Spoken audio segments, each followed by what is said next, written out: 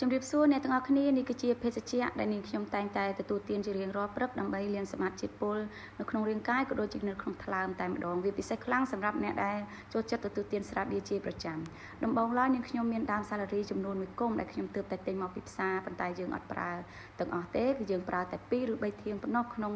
បរិមាណដែលយើងអាចទទួលទានបានចាហើយខ្ញុំក៏បានយកដើមសាឡារីចំនួន2ធាងទៅលាងទឹកឲ្យបានស្អាតវាជាចំនួនដែលខ្ញុំអាចទទួលទានបានវាមិនច្រើនពេកក៏មិនតិចពេកងាយស្រួលក្នុងការទទួលទានបើយើងដាក់ច្រើនពេកវាអាចនឹងហាងពិបាកនឹងលេបចាបន្ទាប់មកខ្ញុំយកវាមកកាត់ខ្លីៗបែបនេះដើម្បីងាយស្រួលកិនដោយសារខ្ញុំអត់មានម៉ាស៊ីនគៀបទឹកទេដូច្នេះខ្ញុំយកវាទៅកិននេះជាបរិមាណដែលខ្ញុំកាត់បានចំនួន2ធាងបន្ទាប់ពីកាត់ហើយនាងខ្ញុំក៏យកវាទៅដាក់ក្នុងម៉ាស៊ីនកិនបន្ថែមនៅទឹកឆ្អិនបន្តិចបន្តួចសង្ឃឹមថាបងប្អូនទាំងអស់គ្នានឹងអាចទទួលទានបានដូចជានាងខ្ញុំដើម្បីថែរក្សាសុខភាពបងប្អូនទាំងអស់គ្នាដូចយើងនឹងស្រាប់ហើយដោយសារចំណីអាហារសពថ្ងៃវាពោពេញទៅដោយសារជាតិគីមីយើងមិនដឹងថាចំណីប្រើនៅសារជាតិអ្វីខ្លះនោះទេចាបន្ទាប់ពីកិនហើយ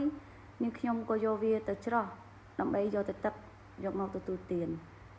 ហើយនេះគឺជាទឹកដែលខ្ញុំទទួលបានគឺជាងកន្លះកែវវាសមល្មមសម្រាប់ការទទួលទានម្ដងទទួលទានដើម្បីថែរក្សាសុខភាពទាំងអស់គ្នាបាយបាយ